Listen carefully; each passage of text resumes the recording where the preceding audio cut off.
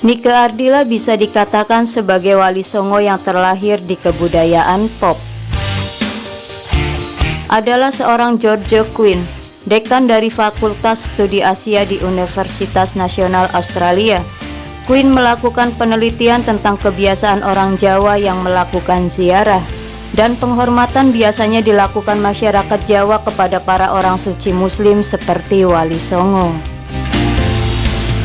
Dan melihat penghormatan dan banyak bukti-bukti, hanya Nike Ardilla tokoh yang lahir di kebudayaan pop yang memiliki atau mempunyai penghormatan setara dengan para wali songo tersebut yang lahir di kebudayaan gamelan. Setiap tahun bahkan sampai 27 tahun wafatnya Nike Ardilla, ribuan bahkan jutaan orang telah melakukan ziarah, baik itu sehari-hari atau setiap tanggal kepergiannya dan tanggal kelahiran Nike Ardilla. Maka dengan hal tersebut, dapatlah disebutkan kalau hanya Nike Ardilla yang menjadi bukti kegemilangan budaya pop, di mana semenjak awal karirnya gambar Nike menghiasi ruang publik, baik itu kafe, bus, TV, sekolah, dan lain-lain. Bahkan setelah kepergiannya pun, nama Nike Ardilla masih mengisi ruang-ruang publik. Buktinya, tempat-tempat suci didirikan seolah-olah mentasbihkan kalau Nike Ardilla adalah pahlawan dan tokoh baru di zaman ini. Nike Ardilla Resto and Gallery dibangun untuk mengenang tokoh paling bersinar abad ini di Sulawesi Barat dan Sulawesi Selatan. Bagaikan museum, makamnya pun selalu ramai dikunjungi semua kalangan. Tidak salah kalau George Quinn mentasbihkan Nike Ardilla setara dengan para wali. 27 tahun kepergiannya masih mampu mengisi ruang-ruang publik hingga saat ini. Inilah beberapa dominasi Nike Ardilla sebagai seorang public figure, dan berikut ulasan selengkapnya.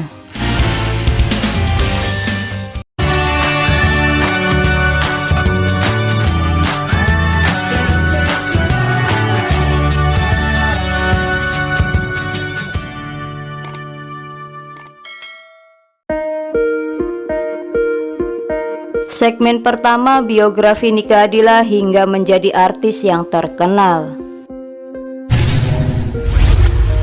Dulu ia dikenal sebagai Ratu Rock Indonesia semasa hidupnya.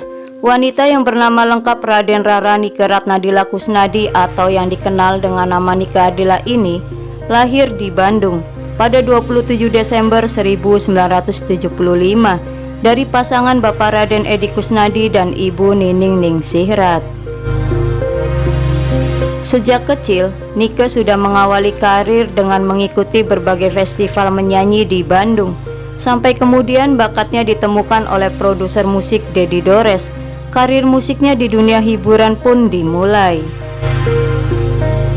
Pada tahun 1987, ibunya memboyong Nike ke Himpunan Artis Penyanyi Musisi Indonesia atau HAPMI asuhan Jajat Paramore.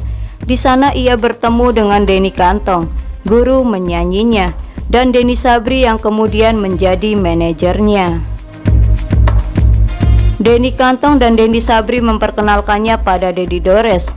Dedi Dores membuatkan beberapa lagu untuk album pertama Nike yang bertajuk Seberkas Sinar, yang terjual lebih dari 500.000 kopi. Sebelumnya Dedi Dores juga sempat menyatukan Nike dengan dua anak didik Dedi dan Denny Sabri bernama Denny Angels bersama Cut Irna dan Lady Afisa. Tahun berikutnya Nike merilis album keduanya yang bertajuk Bintang Kehidupan yang mendapatkan sambutan luar biasa dan terjual dengan angka yang fantastis, yaitu 2 juta kopi. Selanjutnya Nike merilis album-album yang menjadi bestseller. Album rekaman terakhir Nike di saat hidupnya yang berjudul Sandiwara Cinta terjual sampai menembus angka 3 juta kopi dan 5 juta kopi season. Karir Nike Ardilla dalam dunia seni peran juga berjalan mulus. Nike bermain film kasmaran yang dibintangi juga oleh Ida Iyasa dan Slamet Raharjo pada tahun 1987, dan juga menjadi pemeran utama di film Ricky Nakalnya Anak Muda bersama Rian Hidayat pada tahun 1990. dan terus melahirkan film-film box office sepanjang periode akhir 80-an dan awal 90-an. Nike Ardilla juga sukses dalam beberapa sinetron. Selain sebagai penyanyi dan bintang film, Nike Ardilla juga mengawali karirnya sebagai seorang model. Terbukti dengan menjadi pemenang favorit pada ajang Gadis Sampul 1990. Semenjak album perdana dirilis di penghujung tahun 89, nama Nike Ardilla masuk ke jajaran artis papan atas dan diperhitungkan. Denny Sabri Manajemen memang mempersiapkan Nike Ardilla untuk menjadi artis multitalenta. Awal pembentukan Nike Ardilla menjadi artis memang disiapkan untuk menggantikan Cut Irna yang terkenal sebagai model, Meriam Bellina sebagai bintang film papan atas, dan di Rock 80-an Nicky Astria. Jadi menurut Denny Sabri, Nike Ardilla adalah perpaduan dari Nicky Astria, Meriam Bellina, dan Cut Irna. Bahkan sebelum album perdana sukses di pasaran, Nike sudah dilibatkan dalam produksi beberapa film box office di zamannya dan kegiatan yang berhubungan dengan modeling dan show di daerah-daerah dari Aceh sampai Papua. Pada tahun 1990 adalah awal dominasi Nike Ardilla di dunia entertainment, sehubungan dengan sukses secara komersil album Bintang Kehidupan yang terjual hingga 2 juta kopi. Dilanjutkan dengan terpilihnya Nike Ardilla sebagai juara favorit Gadis Sampul di ajang model yang sangat bergengsi pada waktu itu. Konser jadwal tiap tahun penuh, tampil di acara-acara selebriti dan award show, membintangi puluhan film box office, bintang iklan, cover majalah, dan lain-lain. Bahkan ketika artis film banyak terjun ke sinetron, nama Nike Ardilla masih menjadi jaminan rating tinggi untuk sinetron yang banyak ditonton pemirsa.